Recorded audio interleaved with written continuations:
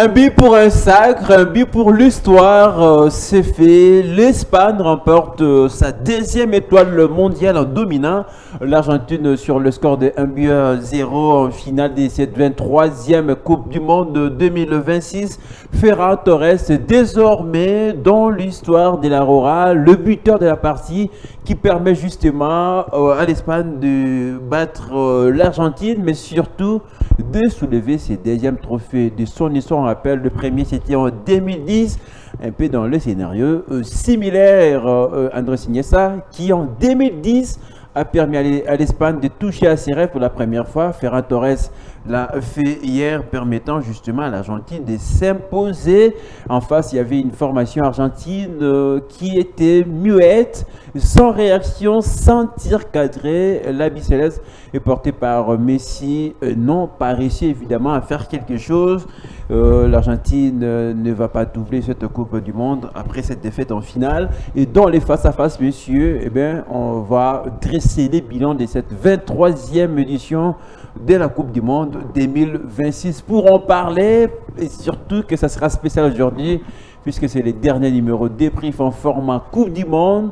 Mais autour de la table, comme vous le savez, ce sont que de grandes bouches, des analystes percutants. En tout cas, je ne sais pas dans quel sens on va faire ces débats, mais honneur d'abord au charisme et au calme de Arnaud Massengui. Bonjour et bienvenue. Bonjour Léo, bonjour à tout le monde. Je suis très content de finir en beauté cette émission débrief en format Coupe du Monde, bien sûr, qu'on avait débuté ensemble avec toute l'équipe. Nous sommes au plateau, les techniciens ainsi que les personnels de Blessat. Donc c'est un plaisir encore une fois d'en découdre dans ces formats Coupe du Monde parce que dès demain déjà on va adopter une nouvelle attitude, des nouveaux départs, tout. Donc je suis content, comme j'avais bien commencé, et de les finir aussi parce que je sais qu'il y aura un grand débat. Ça fait toujours du bien de finir avec ce genre de choses. Voilà. Il y a quelqu'un sur ce plateau qui a servi à des très belles prestations. En tout cas, ici, à cette place, dans les cadres toujours de cette même émission débrief, eh bien, il s'appelle Daniel Kabwanga. Bonjour Daniel, mais c'est important ce que Arnaud a fait. Débrief, ça s'arrête aujourd'hui, les formats Coupe du Monde. Mais le débrief va continuer pour évoquer d'autres championnats européens qui vont débuter, mais surtout d'autres compétitions aussi majeures. Exactement, c'est parce qu'on aime ces milieux de téléspectateurs qui nous regardent, qui ont pris le goût de nous regarder tout au long de cette Coupe du Monde. Et nous, on s'est dit, voilà, on ne va pas que s'arrêter à la Coupe du Monde, puisque le football va continuer après la Coupe du Monde. Nous serons également là justement pour servir tous ces milliers de téléspectateurs qui nous regardent, que je salue également en passant. Et ils me permettent aussi de saluer tous ceux qui sont ici sur ce plateau, Arnaud et Giovanni, et vous également avec qui on a en tout cas partagé ce plateau depuis le 11 juin jusqu'à aujourd'hui. C'était en tout cas un énorme plaisir pour moi d'avoir été aussi aux commandes de cette émission de débrief. Je crois à la fin de l'émission, évidemment, on aura quelques mots pour finir, fermer le plateau débrief dans ces formats. Et Daniel, dans cette même émission, va nous permettre de lire ce que pensent les journaux après cette finale remportée par l'Espagne. Quelqu'un qui nous a servi des tactiques, des explications à travers cet écran. Eh ben, c'est Gévoni Moulumba. Bonjour, merci d'être parmi nous. Bonjour Léo, bonjour également à Daniel et Arnaud, bonjour à tous les abonnés, surtout des Blessat qui nous ont accompagnés durant tous ces 40 jours de Coupe du Monde, des débriefs, des mondialises et de cette grande fête de la Coupe du Monde.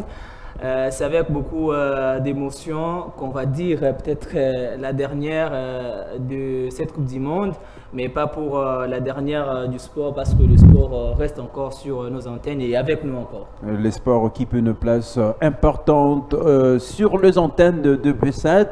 Merci à Meshak Biwa, merci à Hercule Mamoua, merci infiniment à Jonathan Ndala et puis à Cham Okita. C'est l'équipe qui nous permet de vous présenter ces derniers numéros de débrief Coupe du Monde 2026. Je suis Lionel Sumik-Ngolo, allons-y.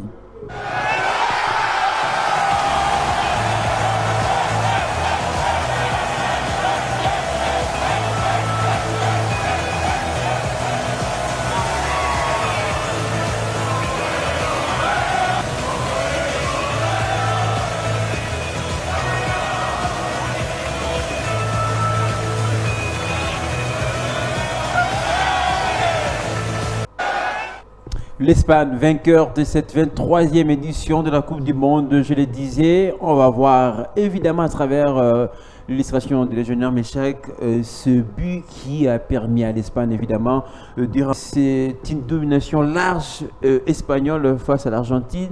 Mais le score est petit, le score est serré, mais c'est un but qui donne la victoire, le deuxième sacre à la Roura espagnole. Une victoire amplement méritée pour les Espagnols qui ont justement dominé ce match de bout en bout. Déjà de la première minute, ils commencent ce match pied au plancher. Ils vont mettre le pied sur le ballon. Ils vont ravir bien sûr le ballon aux Argentins. Ils vont commencer à faire les jeux. Ils se sont imposés justement dans tous les compartiments, que ce soit au niveau de la défense, du milieu en cœur de l'attaque, parce que les meilleures occasions de la première partie sont espagnoles, tout comme de la deuxième. Une deuxième finale de suite, c'était pas facile, mais face à l'Espagne, il faudra dire que cette équipe argentine n'a pas existé.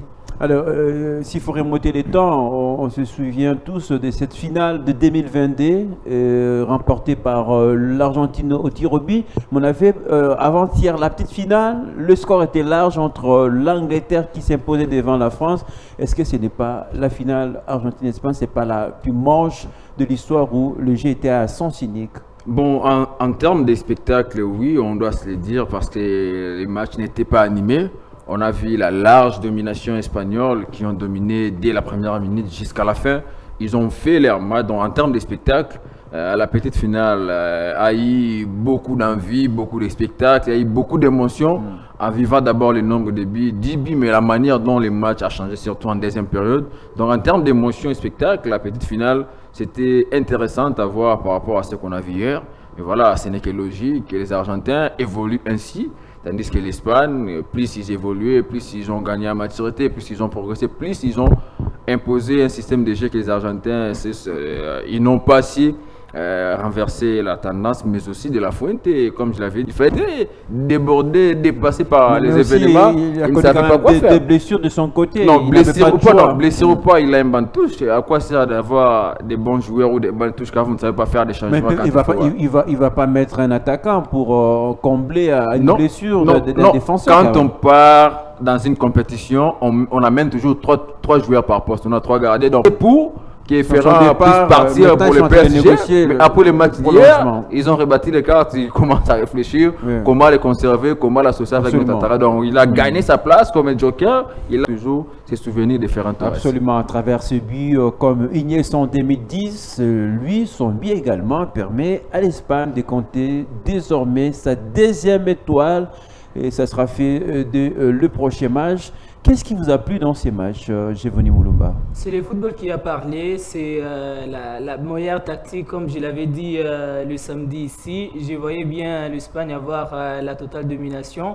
Parce que quand vous avez des équipes qui jouent trop avec l'air physique, quand elles rencontrent les équipes qui ont la possession, parfois ça a toujours été difficile si les tactiques ne répondent pas ou si vous ne rendez pas l'équipe qui a la possession la tâche difficile à avoir de passes plutôt inutiles qui est d'avoir des passes qui donnent. Mais dès les 15 premières minutes, on a senti une équipe d'Espagne qui avait envie d'aller... fragilisée par les cartons rouges d'Enzo Fernandez. Je ne pense pas du tout. Si l'Argentine n'a pas encaissé, c'est parce que les Espagnols n'ont pas été concrets. Mais le reste, on a senti des défenseurs qui n'étaient pas dans leur match parce qu'on ces buts arrivent. Alors, est-ce que Lionel, si Michel peut nous remettre l'image, tu vois, d'abord les problèmes de marquage. Les Argentins hier ne savaient pas où se mettre parce qu'ils étaient... Il marche depuis, il ne le suit pas. Tout ça, c'est bon, mais moi ce qui m'inquiète, c'est que vous avez Merino, il est seul, vous êtes 3 plus égarés, ça fait 4. Pourquoi les 4 personnes sur un seul joueur qui est Merino? Voilà, ils ont laissé Ferran et puis Simeone qui devrait accompagner Ferran, il reste regardant et puis Ferran. C'est lui qui commet toutes les erreurs parce que s'il accompagne Ferran Torres, il devrait l'empêcher à tirer facilement ses tirs-là. En 30 secondes, est-ce que l'Espagne ne remporte pas de la même manière contre le Pays-Bas en 2010 en première partie des prolongations? Et comme l'a fait Iniesta, c'est Ferran Torres. Oui, tout à fait. Une fois, je l'ai dit ici que voilà, cette Espagne me rappelle l'Espagne de 2010 où il n'était pas tout à fait flamboyant dans les jeux. Et d'ailleurs, la preuve en est qu'ils étaient partis avec plus de joueurs du milieu du terrain, des défenseurs, qui d'attaquants dans cette équipe-là. Et donc, dans cette finale, ils ont dû jouer avec Andrés Iniesta devant comme étant un avant-centre de soutien. C'est dans ces matchs-là qu'il va marquer des buts. Ils n'ont pas tout à fait été flamboyants dans le sens que dans cette équipe-là, il ne sort pas un joueur éclair, une star qu'on va voir, voilà, c'est celui-là qui va porter l'équipe de l'Espagne. Donc, a quand même fait le plus essentiel pour cette équipe espagnole d'avoir donné ce titre. Depuis le début, on le disait, c'est une Coupe du Monde qui vendait ses stars, qui se sont illustrés match après match. On va rapidement parler des hommes. Malheureusement, c'est l'Espagne qui rafle tout le trophée individuel, hormis Kylian Mbappé qui termine meilleur buteur. D'abord, Rodri, parlons-en avec vous, Gévoni. Rodri qui termine comme meilleur joueur de la compétition. Mais pourquoi ce prix est contesté? On va le faire rapidement, on va parler d'autres prix. Mais d'abord, Rodri, meilleur joueur de la compétition en une minute. Il est contesté par ceux qui aiment les footballs des statistiques. Je l'ai dit ici même pour les ballons d'or. Ça sera difficile aujourd'hui pour un défenseur, pour un milieu du terrain de gagner parce qu'on parle de buts, on parle de passes décisives, on oublie les contextes de jeu. Je l'ai dit ici que parmi les joueurs qui méritaient dans cette Coupe du Monde, c'est Rodri pour la Coupe du Monde qui nous sort. Sans marquer, sans faire une passe. Attention, ça doit être d'appui. Il est au service de l'équipe. L'Espagne d'abord, Daniel le disait, c'est d'abord les collectifs qui comptent. Et quand vous regardez le collectif de cette équipe d'Espagne, il repose sur la personne de Rodri. Il sort de cette Coupe du Monde avec le 100% des passes réussies. Même un trophée comme celui-ci des meilleurs joueurs de la compétition, on le voit dans les collectifs, mais aussi individuels. Est-ce qu'il a pu influencer? S'il faut parler de l'aspect individuel, on doit les donner à Kylian Mbappé. Parce que c'est lui qui a 10 buts marqués et 4 pas décisifs. Voilà pourquoi je pose la question. Par rapport à l'impact du jeu, oui, par rapport à l'impact du jeu, la présence de Rodri, l'équilibre qu'il a apporté à cette équipe a permis à l'Espagne d'aller crescendo jusqu'en finale et de rapporter ses titres. Est-ce que vous avez vu le match qu'il a fait hier en finale? Si nous étions les buts peut-être différents au reste, moi je me dis, si on lui donnait les trophées d'homme du match dans cette finale-là, oui, ça on le comprend. Mais comme alors, joueur de la si vous le compétition, comprenez, 100 buts, 100 pas décisifs, ça montre qu'il mérite également ce trophée-là, 100 buts, 100 pas décisifs, parce qu'il a sorti une Coupe du Monde extraordinaire. Personne n'attendait Rodri à ce niveau-là, après tous les critiques qu'il a eu lors de la saison avec Manchester Comment comprendre quand on voit également la compétition de Jude Bellingham, oui, qui a eu de l'influence sur son équipe. Alors, le prix décerné à Rodri laisse des interrogations. Kourbassi, Arnaud, le prix de meilleur jeune, mais c'est le défenseur de la compétition. Vous êtes d'accord? Là, c'est mérité, défenseur ou pas, mais quel est ce autre joueur de son âge qui s'est distingué à la Coupe du Monde? Il n'y en a pas, en commençant par tous les gardiens de but. On a vu la porte un peu dessus. Non, donc il a été au-dessus de tous les jeunes de son âge, donc peu importe les postes qu'un jeune peut jouer, il s'est distingué, il a maîtrisé les grands joueurs, il a joué contre Cristiano, il a maîtrisé Messi, il a maîtrisé Mbappé, donc c'est le seul gars qui s'est battu avec tout ce monde-là et les a maîtrisés et n'ont pas réussi à marquer les buts devant lui. Ouais, donc si d'ailleurs, parce qu'on va parler de Unai Simon comme meilleur gardien en contrepartie, il doit remercier Kourbassi et la porte parce que c'est eux qui lui ont beaucoup plus protégé, comme je le disais, parce qu'on ne l'a pas trop vu à l'œuvre et il n'a pas eu beaucoup de boulot à faire dans le perche espagnol. Donc les gars, ils méritent amplement ces trophées, mais quand même là où je ne suis pas d'accord quand on parle de Pedri, plutôt Rodri, on n'a pas tout le temps, malheureusement. On ne parle pas d'un trophée collectif, collectivement oui, mais quand on parle des mérites individuels, c'est-à-dire qu'il faut se démarquer absolument dans un collectif, et là, le débat sera compliqué parce que tout ça, c'est la FIFA et ses règlements, l'IFA ou tout ce qu'on veut, parce que c'est eux qui nous ont mis dans cette confusion, parce que les critères ne sont pas les mêmes avec tous les joueurs, parce que pour Rodri, pour moi, ce n'est pas mérité. Parce que si on doit parler d'un trophée individuel, on parle d'un joueur qui s'est distingué de la compétition par rapport aux autres. On va prendre beaucoup d'aspects. Et si on parle de tous les aspects, Rodri ne le mérite pas. Je ne pense pas, pour finir, si l'Espagne n'était pas arrivée en finale, je ne crois pas que Rodri allait avoir ce trophée de meilleur joueur. Vous l'avez cité, Unai Simon qui remporte ce prix de meilleur gardien. Vous êtes d'accord quand même, puisqu'il n'a qu'encaissé un seul PSV, c'était contre la Belgique. Est-ce que c'est mérité? En toute logique, il mérite de remporter ces trophées. Si vous ne le donnez pas à Unai Simon, je me demande quel autre gardien vous allez décerner à ce titre de meilleur gardien. Donc il fait une Coupe du Monde, il joue 8 matchs consécutifs, il n'encaisse qu'un seul but, il est en finale, il gagne la Coupe du Monde. Donc tous les signaux sont ouverts pour un gardien comme Unai Simon. Mais après, il faut pas aussi oublier le travail des défenseurs parce que le gardien et la défense, ça travaille toujours en connivence. Exactement.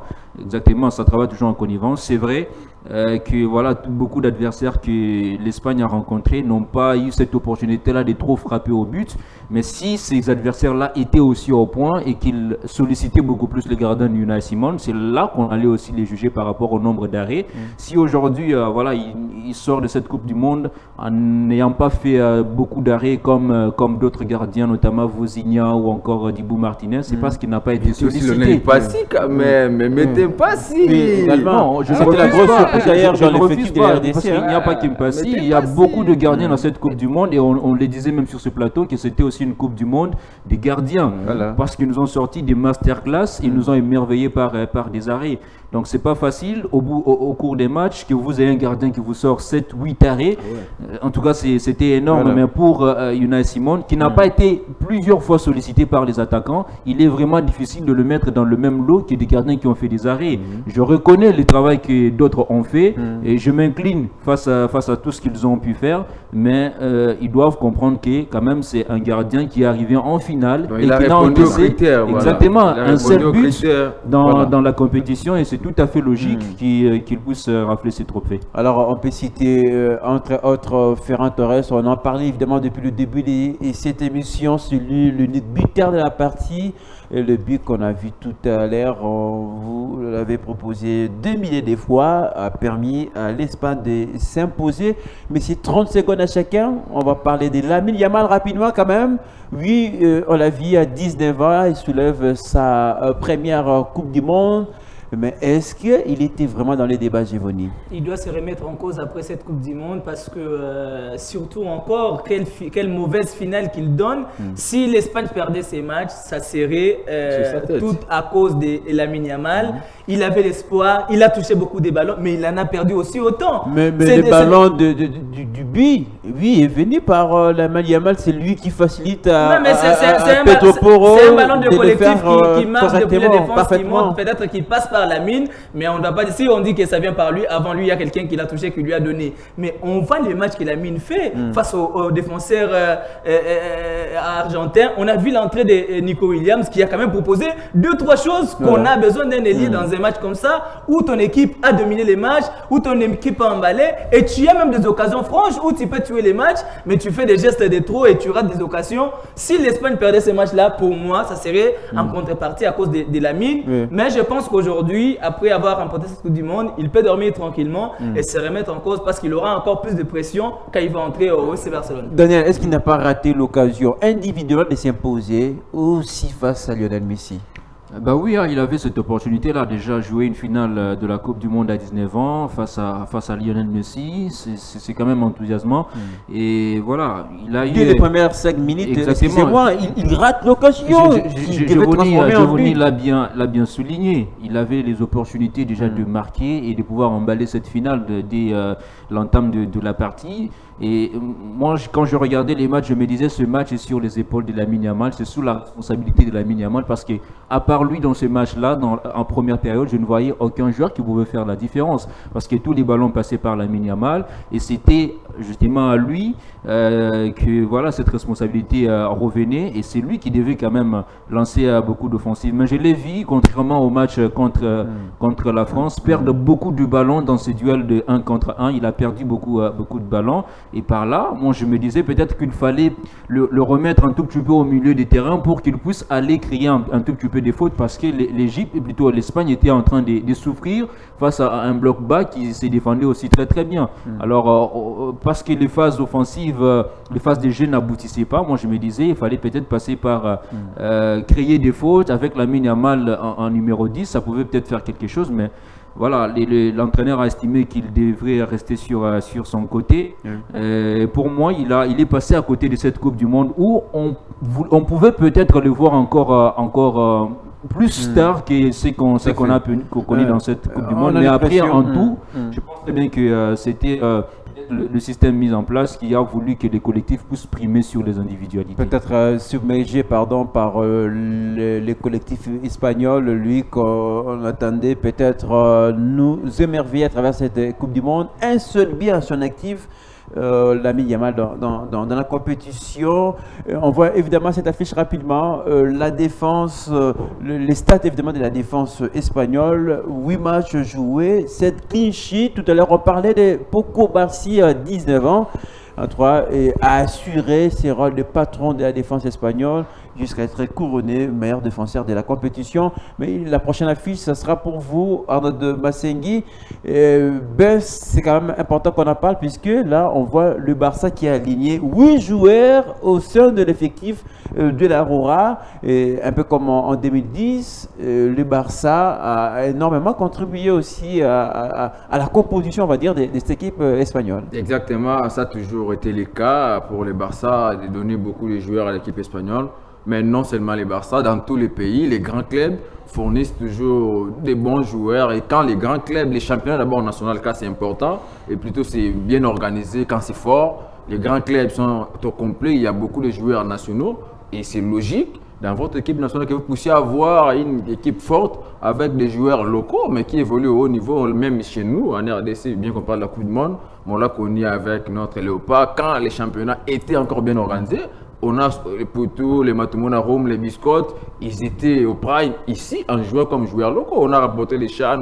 Donc, quand votre championnat national est bien organisé, vous avez des grands clubs, ils fournissent toujours des grands joueurs. Donc, c'est le cas parce que la différence entre les Real et les Barça, les Barça misent beaucoup plus dans son centre de formation à la Masia, tandis que les Real part plutôt exporter beaucoup de joueurs. Les jours où le Real va commencer aussi à avoir beaucoup de joueurs espagnols dans son sein, ce sera aussi logique de voir la majorité des joueurs espagnols évoluer au Real, renforcer les Barça. Donc, dans les autres clubs, entre guillemets, on part puiser les rares oiseaux qui brillent, mais la majorité sont des grands clubs qui fournissent toujours à l'équipe nationale. La raison pour laquelle, dans beaucoup de pays, on exige d'abord un quota pour les joueurs nationaux. Dans un club, on peut éliminer à deux ou trois, à la limite 4 étrangers, mais d'abord priorité aux joueurs nationaux pour avoir une équipe nationale forte et un bon championnat. En parlant des clubs, on va rappeler l'Atlético de Madrid, c'était aussi ces clubs qui a aligné plus de joueurs à la finale de cette Coupe du Monde 2026. On va aller très vite. Cette fois-ci, on va parler de la formation d'Argentine qui a perdu, mais qui a reçu une leçon de football de la part de l'Aurora espagnole. On va écouter les sélectionneurs argentins Lionel Scaloni, en larmes bien sûr, mais qui déjà évoque son avenir avec la Bicéleste. No sé si va a poder hacer algo tan grande como esto y a lo mejor, bueno, habría que verlo. Yo al presidente le estoy agradecido por haberme dado la oportunidad esta, de estar en el lugar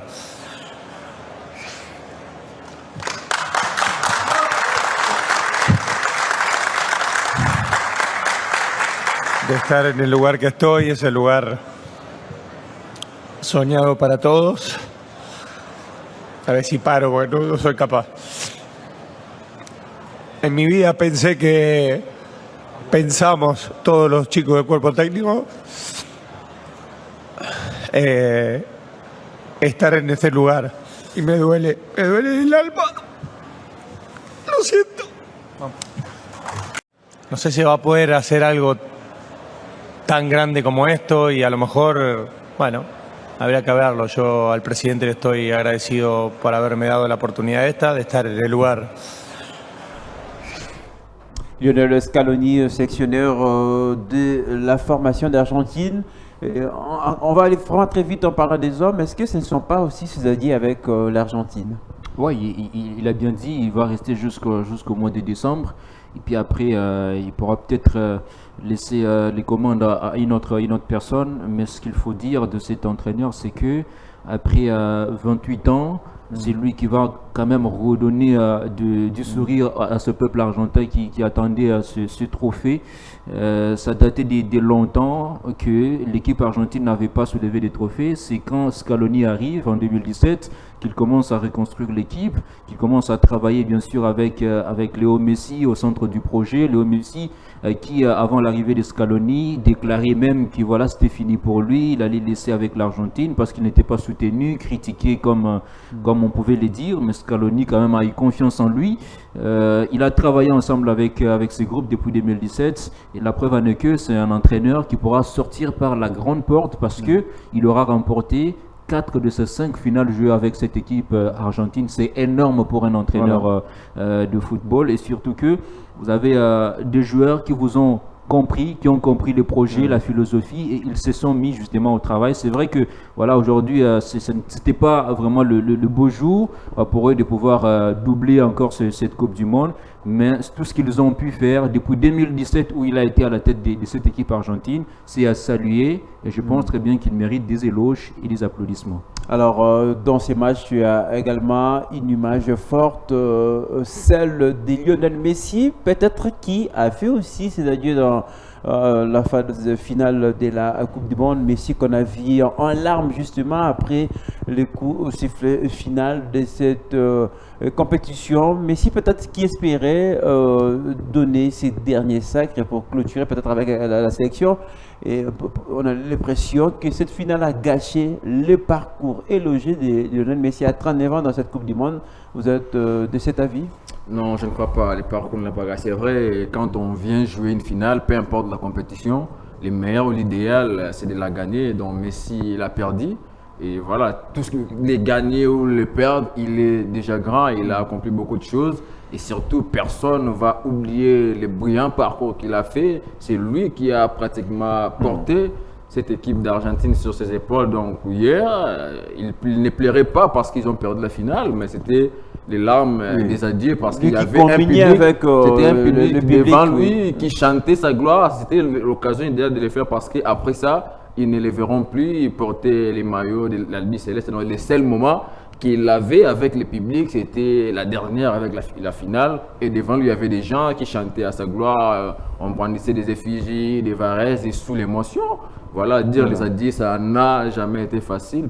Toute personne humaine, dire les adieux devant les gens avec qui tu as passé beaucoup d'années de ta vie, ça n'a jamais été facile. Donc hier, il l'a fait, c'était en quelque sorte des adieux. Je sais que peut-être il y aura un communiqué officiel à travers les réseaux sociaux, mais que ce soit Messi ou Scaloni, je vois mal qu'ils puissent revenir en 2030 ou pour d'autres compétitions avec l'Argentine, parce que s'il y a des personnes qui vont donner du pain sur la planche à l'air successeur, ce sera Didier Deschamps et Lionel Scaloni, parce que ce qu'ils ont accompli avec les deux nations, Deschamps avec la France, Scaloni avec l'Argentine, leur parcours, les palmarès qu'ils laissent, toute personne qui viendra après eux, il sera jugé par rapport à ce qu'ils ont fait. Et surtout, il y aura la lourde charge de faire mieux ou encore faire ce qu'ils ont fait. C'est énorme. Ils ont placé peu là-bas. importe si Scaloni s'il s'arrêtait, il sort par la grande porte. Donc il a accompli des choses qu'avant lui, ça n'a jamais existé. Donc lui et Deschamps et Messi et Mbappé, donc ils vont laisser des records que ceux qui viendront après auront la charge de faire soit comme eux ou bien faire mieux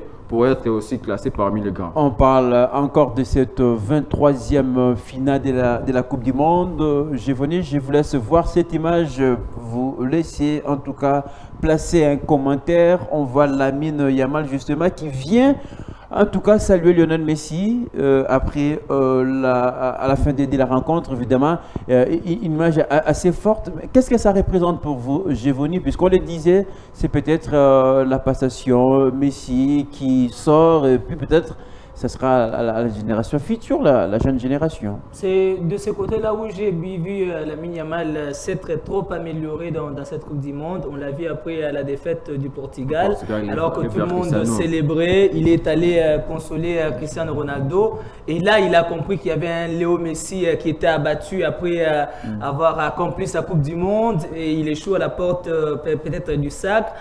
Pas le chèque pour Léo Messi, peut-être le chèque pour l'Argentine qui n'a pas gagné. Oui. Et c'était important qu'un certain Lamine Yamal a également les consoler, lui apporter sa force. Il a fait la même chose contre avec Cristiano justement. Donc ça montre qu'il commence également à grandir côté malgré parce que moi je m'imaginais après c'est ça, Lamine Yamal après de célébrer ça et là, mais il a compris qu'il y a parfois des gestes qui restent et qui touchent énormément, et je pense que l'image que Messi part avec de Lamine Yamal, c'est une image positive d'un gars, d'un jeune qui a compris qu'au-delà de ça, au-delà du foot, il y a également l'humanisme qui compte. C'est des images positives qu'on a besoin de voir au football, au lieu de parler peut-être des scandales et tout. Quand on a des adversaires qui, au-delà de l'adversité sur le terrain, peuvent garder les respects envers les adversaires. c'est très bien. Félicitations à Lamine qui fait 2 gestes de suite avec 2 légendes. Au moins, il reçoit Tout à double fait. portion. Il y a quelqu'un qui me disait, c'est juste d'aller saluer Messi, les consoler, sauf sa finale catastrophique. Mais En tout cas, Dans sa carrière, il a battu Kylian Mbappé, il a battu Cristiano Ronaldo, il a battu Lionel Messi. Voilà. Mais Donc, ce qui est bien aussi, il a- c'est la simplicité de Messi de Oui, s'élever qui et s'élève saluer. justement. Parce que d'autres joueurs de son rang, ils pouvaient faire ses mains. Oui, Ils très tapent bien. comme ça Oui. parce qu'il a battu. même si les deux nous ont un petit peu dessus par rapport au volume Ah, de jeu de ce qu'ils exactement. nous ont proposé, on s'attendait finale. peut-être à quelque chose d'extraordinaire. Alors, puisqu'on parle de Messi, juste vous rappeler ce stade, c'est 34 matchs de Coupe du Monde disputés sous le maillot de l'Argentine, 6 Coupes du Monde d'affilée pour Léo Messi, 2934 minutes disputées. 12 passes, 21 buts. Messi se place désormais derrière Kylian Mbappé qui compte 22 et qui, en tout cas, part avec juste là ce titre de meilleur buteur de l'édition, mais aussi qui reste le meilleur buteur de l'histoire de la Coupe du Monde. Allez, difficile de mettre un point final à cette finale de la Coupe du Monde sans jeter un œil sur le gros titre de journaux. Après cette finale, je vous rappelle, c'est une très belle sélection qui mélange la presse espagnole et argentine. Eh bien, ce sont les mots qui se disputent et tout ça, on le voit dans cette belle sélection de Daniel Kabwanga.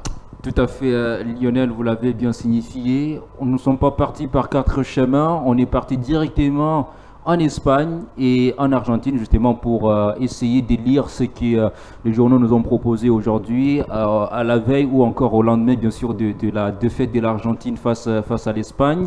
Et comme je l'ai dit, en Espagne, la presse est en apothéose après cette deuxième consécration mondiale de cette équipe espagnole, comme nous le propose le quotidien espagnol Sports qui titre Campeones. Quand vous regardez Campeones, il y a beaucoup de points d'exclamation, un seul mot, beaucoup de points d'exclamation, ça veut dire simplement qu'il manque des qualificatifs justement pour essayer d'expliquer bien sûr cette euphorie après ce sacre contre l'Argentine. Donc on parle bien sûr du requin qui est Ferran Torres, qui a su quand même sortir une morsure magique face à l'Albi Céleste et pouvoir donner cette victoire. Au-delà des sports, il y a également l'autre tabloïd espagnol qui est bien sûr AS, qui nous propose aussi ce titre, El Mundo es Nuestro. Ça veut dire que le monde nous appartient, le monde est à nous. Et quand il parle du monde, il pense bien sûr aux 2 sélections nationales, masculines et féminines, qui se retrouvent aujourd'hui étant toutes championnes du monde. Donc c'est un fait inédit qu'il faudra signifier dans ce journal paru aujourd'hui. Et juste en bas du grand titre de la manchette, il y a quand même des mots qu'on a mentionnés là-bas. Ce sont des faits marquants de cette finale. On parle bien sûr des Ferran Torres qui a marqué à la 106e minute de jeu. On parle de Dibu Martinez qui a retardé la victoire de la Roja. On parle également d'Enzo Fernandez qui a été expulsé. Et en conclusion, qu'est-ce qu'on retient pour ce quotidien AS? C'est que après tous ces faits qu'ils nous ont présentés, il conclut pour dire que voilà, l'Argentine a fini par craquer, quel que soit tout ce qui s'est passé dans ces matchs. Et au-delà de ça, il y a également un autre tabloïd que nous avons consulté, c'est bien sûr Marca, lui qui titre Super Estrellas, pour dire des superstars ou des super étoiles. Pourquoi? Parce que l'Espagne a donné une leçon de football aux Argentins. Ils n'ont pas juste gagné un match, mais ils les ont humiliés.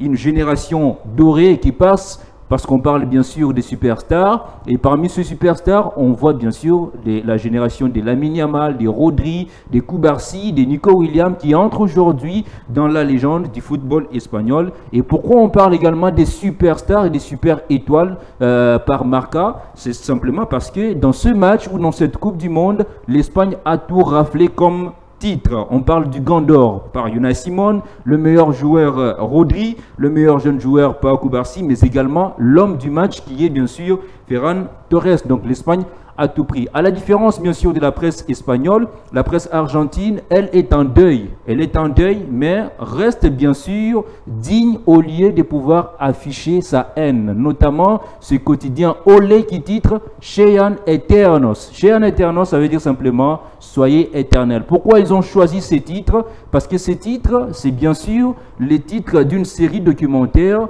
qu'ils avaient produit en 2022 pour raconter ou accompagner encore l'équipe nationale qui était à la quête de son premier trophée après 28 ans de disette. Donc c'est le nom d'une série documentaire qui a été produite pour les joueurs argentins, mais ils ont choisi encore une fois de plus ce titre pour montrer que malgré tout ce qui s'est passé, vous resterez toujours éternel après tout ce que vous avez accompli. Il faudra aussi noter que cette phrase, c'est une partie de la phrase de l'hymne national argentin qui est chanté avant bien sûr chaque match de Coupe du Monde. Ça montre aussi la fin d'un cycle. Le cycle de Lionel Scaloni qui a joué 5 finales et a remporté 4 titres. Ils reconnaissent aussi la victoire de l'Espagne, tout à fait logique. Ils expliquent cette défaite par bien sûr la fatigue, les blessures, les rouges d'Enzo Fernandez. Ils parlent de cela comme étant des faits marquants qui ont fait à ce qu'aujourd'hui l'Albi Céleste puisse en tout cas perdre cette finale. Et n'ont pas oublié aussi le mondial extraordinaire de Léo Messi. Et pour ce journal, qu'est-ce qu'on retient? On retient la fierté, la tristesse et la reconnaissance du peuple argentin à l'égard de tous ces joueurs argentins. Et on va finir bien sûr par ces derniers magazines qui est le Clarin. Qu'est-ce qu'ils nous proposent? Ils nous disent ils ont tout donné, il n'y a rien à reprocher.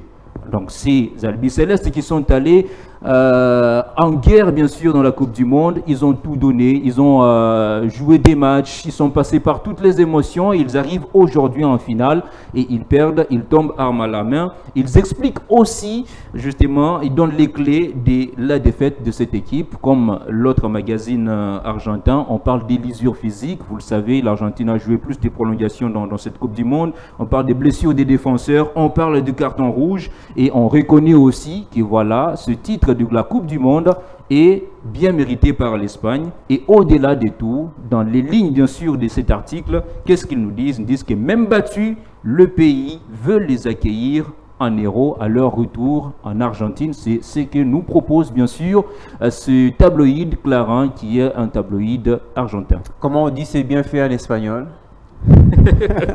Personne n'aura Bon, on viendra personne n'aura des réponses sur ces plateaux. Mucho bonita.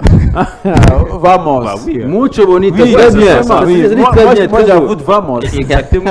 Mucho bonita. Alors, avec ce sourire, merci pour cette très belle sélection des journaux. Après cette finale, on rappelle, remportée par l'Espagne devant l'Argentine. On va rapidement voir cette affiche. Vous allez voir tout le vainqueur de l'histoire de la Coupe du Monde. Et en 2026, eh bien, on vous le disait hier, la case elle était vide. Elle est désormais occupée par l'Espagne qui vient de gagner sa deuxième étoile. L'Espagne est justement sur le toit du monde. On voit quand même rapidement les classements des buteurs. Il y a Kylian Mbappé comme en 2022, termine buteur de cette édition avec 10 réalisations. Je le disais, c'est extraordinaire. Un petit mot pour Kylian Mbappé. Ouais, il a fait ce qu'il sait faire et encore, moi je me dirais, il fait une saison d'un ballon d'or. Malheureusement, on va dire qu'il n'a pas gagné des titres sur le plan collectif. Mais là, finir meilleur buteur de la Liga, de la Ligue des Champions et encore de la Coupe du Monde et avoir le meilleur total de buts et pas décisif dans l'histoire de la Coupe du Monde, 14. Bon, si on réclame également un ballon d'or pour Kylian Mbappé cette saison, ça ne sera pas un sacrilège, mais peut-être les côtés collectifs vont être difficiles pour lui. Mais individuellement, parce que j'ai toujours dit que les ballons d'or, c'est un trophée individuel. Parmi les gens qui les méritent, Kylian Mbappé peut être dans les top 3. Merci beaucoup. Les ballons d'or, rapidement, en 30 secondes, on va prendre la dernière minute de l'émission, le face-à-face des experts. Est-ce que ça sera très compliqué, ces ballons d'or à décerner? Ce qui nous complique la tâche, je ne cesserai de le dire, c'est la FIFA. Parce que comment une récompense individuelle, mais il y a trop de critères, collectivité, parce que si on doit se fier aux statistiques, les vainqueurs actuels, il y a sans débat, c'est Mbappé parce qu'il a fini meilleur des 3 compétitions de suite. C'est le grand favori au Ballon d'Or. Si on doit se fier aux critères individuels comme c'est une récompense individuelle, Mbappé passe devant tout le monde. Parce que si les Ballons d'Or, il y a 3 critères pour les Ballons d'Or. C'est ça, c'est là où je suis. Parce que si on revient à cela, il y a toujours le contraire, celui-ci est positif ici, négatif là-bas. Mbappé est positif par rapport aux critères individuels. Il répond à tout. Meilleur buteur 3 fois de suite, Liga, Ligue des Champions, Coupe du Monde. Mais du côté collectif, là, il est négatif. Quand je vois Dembélé, il est positif du côté collectif parce qu'il a remporté les titres avec le PSG.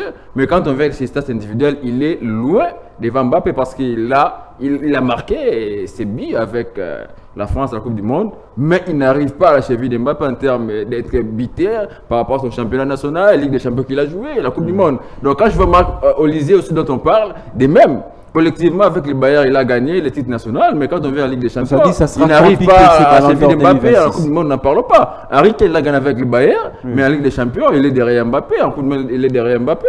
Donc, c'est la FIFA qui nous complique la tâche. Pour moi, on doit s'exprimer déjà les collectifs, tout ça. On doit voir d'abord sur le plan individuel qui a fait mieux que les autres. Là où c'est compliqué, c'est que tous ces joueurs-là sont au moins fair play. C'est les joueurs qui. Dans le fair play, ils en ont, mais Mbappé, les défauts, c'est les collectifs qui n'a rien gagné, mais individuellement, il les bat tous. Et aussi, ils battent Mbappé parce que s'il n'est pas collectif, ils ont gagné avec les clubs, mais individuellement, quand on les met face à Mbappé, ils n'arrivent pas devant Mbappé. Merci. C'est un peu compliqué. Puisqu'on parle de ces ballons d'or, qui est l'œuvre de la France, de nos confrères, évidemment, les critères sont toujours les mêmes. Ça sera effectivement très compliqué, mais on le verra et ça sera dans le prochain jour pour savoir le grand vainqueur du Ballon d'Or 2026. Le dernier face-à-face sous format mondial.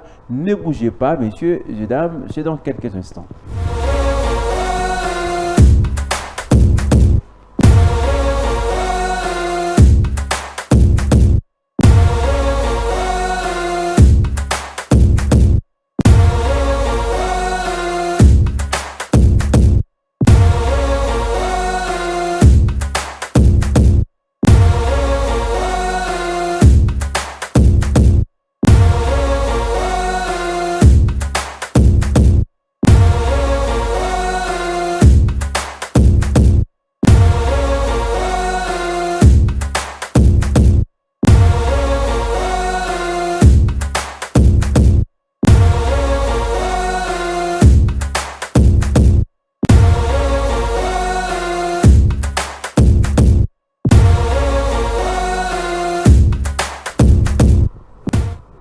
Passe à présent au débat, messieurs et dames, le face-à-face, les experts, les grandes bouches qui ont des réponses aux questions. Je vous rappelle, on a Arnaud Massegui, Daniel Kabouanga, Gévoni Moulumba. Eh bien, la Coupe du Monde, vous le savez, c'est terminé. Et place à présent au bilan. Le premier bilan, c'est avec le président de la FIFA et qui n'a pas hésité à exprimer sa totale satisfaction, lui qui parle d'une Coupe du Monde réussie. On va le suivre. I feel good. I feel fantastic. I feel great, satisfied for the incredible success of this FIFA World Cup. Very proud, of course, of everything that has happened. Spain has been fantastic. They deserve to win the World Cup. Argentina has been great as well. Well, this World Cup has not just broken all possible records, it has smashed them. It has destroyed every record. We have had a record number of spectators in the stadiums, almost 7 million. We will have had, I mean, the official figures will come out soon, but certainly over 6 billion people watching it from home. The world was standing still to come. We broke the number of goals, almost 3 goals per match, over 300 goals. All the top players performed extremely well, from, of course, Rodri, who was the best player of the tournament, to Leo Messi, to Kylian Mbappé, to Haaland, to Harry Kane, to Jude Bellingham. Every player there, new players came in, beautiful stories, debutants, the Capo Verde stories, so beautiful. I mean, you cannot script the perfect World Cup in such a way as this World Cup happened. I think we have to invent a new vocabulary, new words to define the success of this World Cup. La joie du patron du football mondial qui explique les émotions. Il cite les joueurs qui ont été au rendez-vous dans cette compétition. Messieurs, on va faire le bilan rapidement de cette Coupe du Monde. Daniel Kabwanga, une première édition à 48 nations organisée par 3 pays différents. Quel bilan dressez-vous de ce mondial 2026? Pour moi, c'est un bilan plutôt positif. Contrairement à ce qu'on pouvait penser avant la Coupe du Monde, on n'accordait pas assez de crédit à l'organisation d'une Coupe du Monde à 48 nations. Mais comme il y a toujours une première fois, ça a été la première fois de vivre cette Coupe du Monde à 48 nations. Ce que j'ai aimé, c'est parce que ça nous a offert quand même des matchs spectaculaires. Chaque match qui s'est joué, il y avait des buts, on ne se lassait pas. Et quand j'ai regardé pratiquement le match, tous les matchs de la première journée, excepté peut-être celui entre l'Espagne et le Cap-Vert, qui était aussi spectaculaire en termes de jeu, en termes d'histoire qui était proposée sur le terrain, je me disais, voilà, il n'y avait aucun autre match où il n'y avait pas de buts, c'était spectaculaire, du beau but. Sur ces points-là, c'est quand même bien réussi. Quand je regarde l'affluence dans les stades, on se disait au départ que voilà, les billets coûtaient très cher, c'est peut-être une Coupe du Monde la plus chère en termes des tickets, des billets vendus pour les supporters et les fanatiques, mais on a vu quand même le public être présent dans chaque match qui s'est joué. Chaque nation s'est mobilisée pour qu'il y ait quand même du monde dans les stades pour aller soutenir leur pays respectif. Au-delà de ça, on va parler aussi je parlais de l'affluence, j'ai parlé des matchs spectaculaires, j'ai parlé aussi des stars qui ont répondu dans cette Coupe du Monde. Nul ne pouvait croire qu'un certain Léo Messi pouvait marquer à 8 buts dans cette compétition du haut de son âge. Personne ne croirait que voilà, aujourd'hui Kylian Mbappé pourra encore finir meilleur buteur de la compétition en améliorant ses stats contrairement aux éditions précédentes. Et sur ces plans-là, des individualités, des stars attendues, il y a eu quand même du répondant et moi je suis satisfait. Mais après, il ne va pas toujours manquer des imperfections dans des compétitions comme ça. Mais avant peut-être de parler des imperfections de cette Coupe du Monde, il faut aussi parler des prouesses des équipes dites petites, notamment le Cap-Vert, le Curaçao, ou encore d'autres équipes qu'on n'attendait pas dans cette Coupe du Monde qui nous ont quand même émerveillés. La présence des équipes africaines en 16e de finale, 9. C'était quand même quelque chose à saluer. Ça prouve à suffisance que si on ajoute encore un peu plus d'équipes qui soient petites, ils auront aussi leur possibilité de pouvoir nous proposer quand même des bonnes choses et de pouvoir quitter ces statuts-là des petites équipes ou des petites nations. Après, comme je disais, il y aura toujours des imperfections. Le cas Folarin Balogun reste pour moi le scandale que j'ai connu dans cette Coupe du Monde qui, jusqu'aujourd'hui, je ne sais pas toujours comprendre quelle est l'explication que la FIFA va nous donner après avoir annulé, bien sûr, cette suspension ou ces cartons rouges de Folarin Balogun. Oui. Et personnellement, j'attends qu'on nous donne des explications pour qu'on puisse savoir s'il est maintenant possible dans le football que lorsqu'un joueur ait un carton rouge à la veille du match, on peut le lui retirer et lui permettre de jouer d'autres matchs. Au-delà de ça, il y a bien sûr les cooling breaks qui, pour moi, n'ont pas été tout à fait... On a évoqué des réformes tout au long de cette compétition. Des réformes, oui, mais on va parler bien sûr de la chaleur qu'il y a dans les stades, mais il y a dans d'autres stades. C'était des stades climatisés. Quelle était l'importance sur le plan sportif de pouvoir mettre ces cooling breaks? C'est vrai, sur le plan marketing, ça apporte beaucoup de choses. Mais après, comme je l'ai dit, mais dans la globalité, pour moi, c'est une Coupe du Monde réussie avec tout ce que j'ai pu avancer. Comme évidemment, Daniel, comme le président de la FIFA, qu'on a suivi tout à l'heure, qui saluait cette 23e édition de la Coupe du Monde. Gévoni, il faut quand même séparer. Il y a les rendez-vous sur terrain et qui nous a émerveillés. Infantino le disait, les joueurs ont répondu, les stars étaient là effectivement. Et sur le plan organisationnel, est-ce que cette Coupe du Monde est une réussite? C'est quoi votre bilan?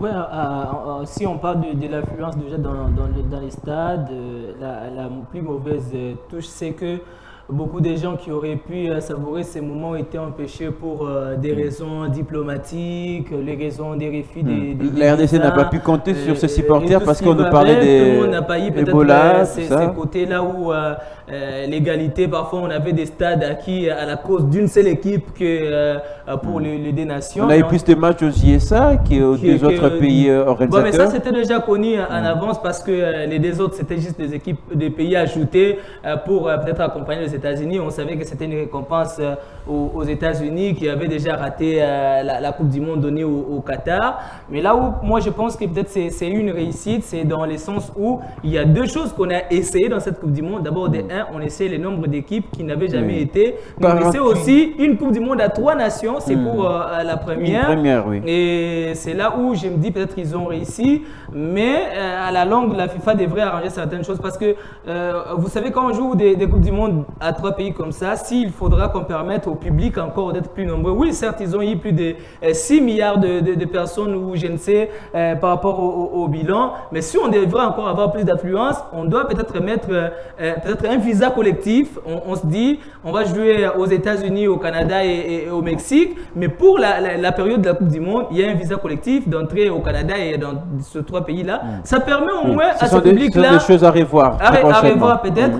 Mais après également, oui, on parle de Balogun, mais il y a certes la loi qui explique qu'on peut également réduire la sentence. Mais ce qui choque, c'est la manière dont la sentence a été réduite. Parce que c'était plutôt à la Fédération américaine de faire recours à la FIFA. C'est le président de la République qui l'a fait. C'est là où ça a choqué. Mais que le carton soit réduit, moi je ne trouve pas le scandale parce que la loi l'a dit. Mais l'autre scandale, c'est qu'il y avait faute. La faute était flagrante. Voilà, il n'y avait pas lieu de dire qu'on a bricolé ou qu'est-ce que c'est encore. Donc moi je pense que sur le plan marketing, oui, réussite. Sur le plan influence, le beau jeu également y était. Mais certaines réformes de la FIFA sont à revoir parce que déjà il y a les confédérations qui les contestent pour les organisations. Ça montre que ça n'avait pas leur place.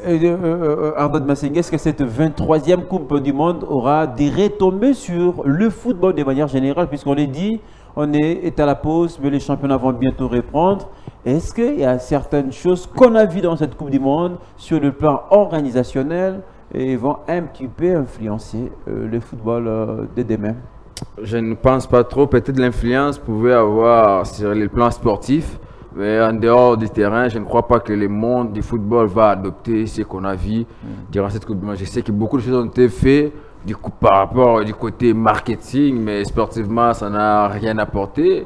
Par exemple, ajouter le nombre, les cooling breaks, prolonger la mi-temps, tout ce qu'on a vu, des choses qui ont influencé le football. Parce que sportivement, oui, on a été bien servis. Les sportifs ont été au rendez-vous. Les équipes ont répondu. D'ailleurs, ça nous a avantagé, nous, Africains. Avant, c'était 5, on est parti 10. Comme on a vu pas mal les nombres d'équipes africaines franchir l'étape des 16e de finale. Et on a vu aussi des surprises comme le Cap-Vert mettre en mal l'Espagne, l'Argentine. Ça nous a servi sportivement. Mais ce qui a plombé Infantino et toute son équipe, c'est qu'ils se sont fait avoir par Donald Trump. Ils se sont fait petits devant Donald Trump. Or, c'est eux qui devaient venir en bonne position parce que c'est lui qui représente le football mondial. Donc, on a vu beaucoup de scandales du côté américain par rapport au côté canadien et mexicain. On a vu les États-Unis, en l'occurrence, le président Trump dicter la loi pour les lois à la FIFA et la FIFA exécuter. Parce que tout le monde avait la facilité d'accéder au Mexique, d'aller au Canada. Mais quand ça arrive pour les États-Unis, ça devient tout un problème. Non seulement les publics, mais les joueurs, les staffs, tout le monde a été contraint de faire des choses qui n'allaient pas ou n'avaient pas lien avec le football. Un joueur comme Lionel Messi, on les a vus à l'aéroport, ils ont été dépouillés, fouillés comme des criminels. Non, mais ça ne va pas. On est venu jouer au football. On a vu comment l'équipe iranienne ont été malmenée jusqu'à leur élimination. Donc tout ça, Infantino essayait de cacher. Quand je l'ai vu faire les bilans, il s'est tapé les poitrines comme s'il a bien fait. Sportivement, comme je l'ai dit, c'est bien. Mais du côté administratif, Infantino a failli parce qu'il n'a pas estimé ses engagements comme il se doit. Il n'a pas pesé de son poids comme président de la FIFA. Il y a autre chose, et ces points-là. Bon, les positifs, il y en a, je l'ai dit, il y en a parce qu'on a vu pour une fois, il n'y a pas eu trop de scandales, hormis les matchs de l'Argentine que les gens essaient d'interpréter. Mais les scandales comme ça c'est fait les cas pour l'arbitrage, pour la CAN, l'Euro ou des matchs. On dira la VAR a aidé, des Ligues des Champions. On n'a pas eu trop de contestations pour les interventions de la VAR, certes. L'œuvre humaine ne sera jamais parfaite, mais quand même, il y a eu beaucoup d'améliorations. Par exemple, on a vu pour la première fois ces ballons avec des capteurs. Derrière, ça fait des frais, des Portugais qui en ont payé les frais. Donc, il y a eu des innovations qui ont fait du bien quand même, mais dont le monde entier aura du mal à l'adopter suite peut-être à la technologie, les réalités du terrain. On n'évolue pas sur les mêmes terrains, on n'a pas les mêmes technologies, mais les avancées, il y en a parce qu'on l'a vu. Tous les matchs en temps réel, il y a eu pas de côté sécuritaire, il y avait tout. Sauf, je l'ai dit, c'est Donald Trump qui essaie de clouer Infantino. Ni tété, c'est que Donald Trump a fait aux équipes et tout ce qui va avec le coup de monde, ça allait être vraiment la meilleure parmi les organisations qu'on a vues surtout. Je ne sais pas si vous avez suivi l'interview de Donald Trump quand il quittait hier les terrains pour prendre l'avion. Il s'est tapé encore la poitrine de dire que waouh, on a bien fait les choses et je vais dire à Infantino d'organiser une autre édition à 3 pays qu'il cherche des pays. Nous sommes là, on va encore revenir les faire. Tu ne peux pas dire ça quand même, tu ne peux pas passer le président de la FIFA comme un exécutant. Si tu l'appelles au téléphone et puis lui, il exécute quand même, ça ne fait pas beau. Mais d'une manière globale, on a été servi sur les 104 matchs et personne n'aurait cru à 48 équipes, ça allait passer ainsi et c'était beau à voir. Alors, monsieur, j'accorde à chacun 1 minute parce que le bilan de cette Coupe du Monde, c'est aussi ce que l'Afrique a proposé. Qu'est-ce que vous avez envie de dire de la participation de l'Afrique, puisqu'on le disait, c'était à 10 nations, historiquement, on est allé en grand nombre. En 1 minute, l'Afrique, bon, moi je reste sur le goût inachevé des lèvres qu'on devait puis faire mieux, mais on n'a pas su faire, bon, ce n'est qu'une partie remise. Je reste avec ce goût inachevé. Il y a eu des surprises, les 10 nations nous a servi quand même de vendre en bien l'image africaine par rapport à quand on était 5. J'ai vu des nations qu'on attendait les moins et faire les mieux, mais je reste, comme je dis, avec ce goût inachevé des lèvres qu'on devrait finir ou parfaire, qu'on n'a pas si tenir l'opportunité. Peut-être en 2030, on reviendra avec des idées, mais je reste sur ce goût inachevé. Daniel? Ouais, moi je suis plutôt satisfait par la progression des équipes africaines en termes de jeu, ça il faudra le dire. En termes des résultats, peut-être c'est décevant, mais en termes de jeu, vous allez vous rendre compte que pas mal d'équipes africaines dans cette Coupe du Monde sont sorties par la grande porte. Donc c'était des équipes qui étaient nées à même leur qualification, mais par peut-être problème de gestion des matchs, du manque d'expérience du haut niveau.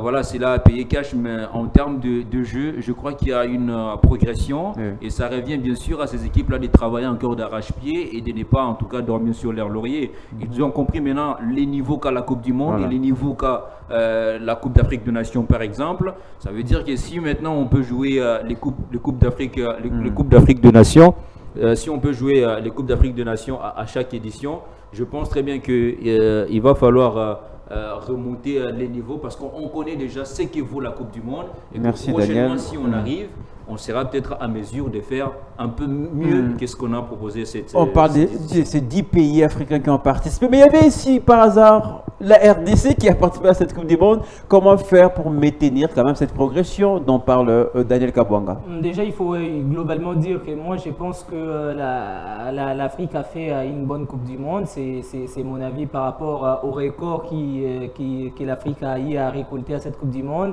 Des équipes qui n'arrivaient pas à franchir les phases de groupe l'ont fait. Des équipes, d'ailleurs, les pays africains ont joué les grandes nations du monde et n'ont pas été ridicules, hormis peut-être la Tunisie qui n'a pas fait sa Coupe du Monde. Après la RDC aujourd'hui, on parle d'une équipe qui est rentrée à la Coupe du Monde 52 ans après et qui a réussi à passer les phases de groupe dans un groupe où il y avait le Portugal qui était mis comme favori de cette Coupe du Monde, la Colombie et que sais-je encore, et qui a réussi quand même à tenir tête à l'Angleterre dans un match où on est sorti avec les regrets. Il y a 5 ans ou 10 ans en arrière, si on nous disait qu'un match Angleterre-RDC allait finir sur ces scores-là, je ne pense pas que 80% des Congolais allaient l'accepter. Donc moi je me dis, oui, peut-être si on y va cas par cas, il y a des équipes qu'on attendait le plus dans cette Coupe du Monde pour l'Afrique qui n'ont pas peut-être donné ce qu'on attendait, mais globalement, l'Afrique a réussi à passer un cap et ça va être une motivation cette Coupe du Monde pour peut-être les autres équipes africaines qui reviendront, qui se diront, si les autres l'ont fait, nous également on peut le faire. Surtout en termes de progression, on va terminer cette émission de manière spéciale, messieurs. Une dernière question, c'est qui votre joueur de la compétition? C'est très compliqué. Oui, parce que hier, je venais de demander cette question-là, je ne l'attendais pas venir. Hier, vous nous avez demandé les 11 types. Et vous, c'est qui votre joueur de la compétition? Exactement, oui. Et c'est vrai, je ne serais pas surpris si mon joueur préféré de la compétition n'apparaît pas dans mon 11 de départ. Parce que c'est vrai, les choix, il est vraiment difficile. Je prendrais le gardien congolais. Lionel Passi, à la grosse surprise. J'espère que les gens grosse crient à la surprise. maison. Mais Daniel, Bah oui, votre joueur de la compétition. Bon, ils doivent nous excuser, ce n'est pas parce qu'on est en RDC qu'on choisit les joueurs congolais, mais quand même, moi je ne m'attendais pas à voir Wan-Bissaka sortir des performances qu'il nous a livrées. Donc moi, je prendrais Wan-Bissaka, il m'a émerveillé parce qu'il a évolué à un niveau que personne ne l'attendait, qu'il puisse maîtriser ces grands attaquants du monde. Voir Wan-Bissaka les faire à la Coupe du Monde sous les maillots congolais. En tout cas, ça m'a émerveillé. Moi, mon joueur qui m'a épaté dans cette Coupe du Monde, la liste est longue, mais si je dois sortir les noms, citez-nous les noms. J'ai cité Wan-Bissaka. Et vous, votre joueur de la compétition, on termine. Ça c'est. Peut-être ils m'ont pris sur les mots parce que j'allais parler d'un Congolais. Je parle bien de Yohan Wissa qui a sorti une Coupe du Monde, en tout cas, qu'on n'attendait pas. Pour un premier Congolais qui met 3 buts dans une Coupe du Monde, qui rejoint les Africains qui ont le plus marqué et qui sort parmi les buteurs devant des grandes stars du monde. Et même Lamine Yamal, qui est champion du monde, n'a pas marqué plus que Yohan Wissa. Ferran Torres qui a donné le titre d'ailleurs. Même Cristiano Ronaldo d'ailleurs a marqué 3 buts comme Yohan Wissa.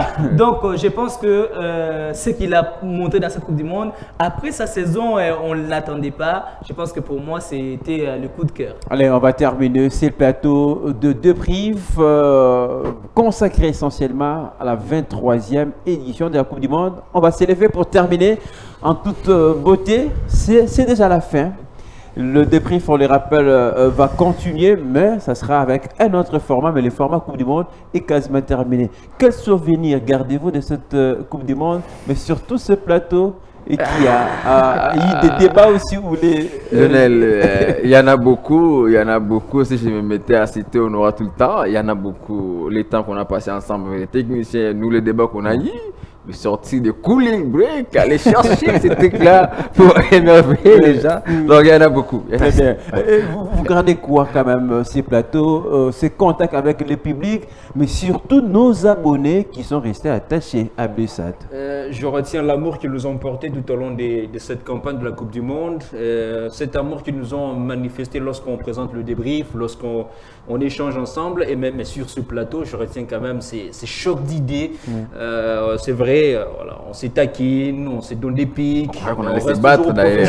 On est même prêt à se battre, mais de manière professionnelle, on se respecte. En tout cas, c'est tout ce qui m'a marqué dans cette émission de débrief. Mais pour tous ceux qui nous regardent, moi, ce qui m'a marqué, c'est leur amour et leur considération. Et ça sera quoi la suite? Puisque beaucoup se posent des questions. Est-ce qu'on verra encore ce débat? Mais puisque BSAT va continuer, ça sera quoi la suite? Ça sera déjà que vous n'allez pas être déçus parce que votre débrief va continuer, peut-être avec un décor qui sera différent parce que oui, on ne sera plus aux États-Unis seulement et au Canada et au Mexique, mais on va aller aux extrémités de la terre et faire de toutes les nations les disciples de BleuSat et de ces émissions. Il y aura également votre journal de sport qui arrive. Et oui, le patron, le maître, le seigneur, Arnaud, avec son émission, Nalingala surtout, et que dire encore d'autres programmes que vous allez découvrir jour après jour. Et j'allais terminer par dire merci à toute cette grande famille. En tout cas, au-delà de nos imperfections, au-delà de nos failles, on a été unis, soudés depuis le 11 jusqu'à... Est-ce qu'on peut les citer, justement, chez les amis de la technique? Je vais parler du Seigneur Méchac qui nous a en tout cas sorti de masterclass.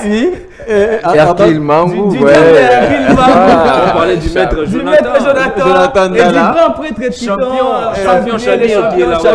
Mais un peu déçu parce que Léo n'a pas raconté, mais courage Cham. J'espère que Léo reviendra, mais pour la MLS. Il faut dire aux gens qui nous regardent que les meilleurs moments passent derrière les caméras. Des moments de folie, ils ratent quand même. Hier, M. Stridon les rappelait, c'était pas dans la saison sèche, c'était très compliqué de vous servir, mais ça ne nous a pas empêché. Et moi, je ne peux que vous promettre, le proverbe ne s'arrêtera jamais. Il y en aura toujours, mais surtout retenez ces proverbes. Qui a accompagné cette Coupe du Monde, monsieur? Tel qu'on vit, tel qu'on est, tel qu'on est et tel qu'on fait. C'est terminé. Débrief format mondial, c'est terminé. Merci à vous. Oui, on va sortir ensemble. Merci à vous d'avoir été. Pardon, un instant. Et moi, je voulais qu'on termine un peu de manière spéciale. Tenez ça. Merci beaucoup. Ça, c'est... Moi, j'ai fait la coupe d'ailleurs. La coupe quand même. J'ai fait la coupe. Quelqu'un Voilà, cherche la la coupe sans la coupe, voir. Comme parce Kylian que- Mbappé n'était pas là hier, j'ai sorti d'or ici. Il Voilà. représente Ferran Torres et tout le Barcelonais. Les gardiens également, il faut penser aux gardiens qui peut-être n'ont pas de chance pour remporter Et les ballons surtout, d'or. n'oubliez pas de continuer à acheter vos petits mignons parce que nous, on sera toujours là. N'oubliez pas d'acheter vos cartes CAM parce qu'on sera toujours là. Et surtout, n'oubliez pas de télécharger votre Oui. application Blé Blé OTT International. pour marcher avec nos émissions dans vos poches. Alors, l'émission est terminée, j'étais en train de le dire, depuis format mondial, c'est terminé. Meulles Sport occupe une place importante sur les antennes de Blessat. On sera toujours ensemble et on vous souhaite de continuer à nous suivre et surtout de nous rester fidèles. À très bientôt. Homme du match, triplé.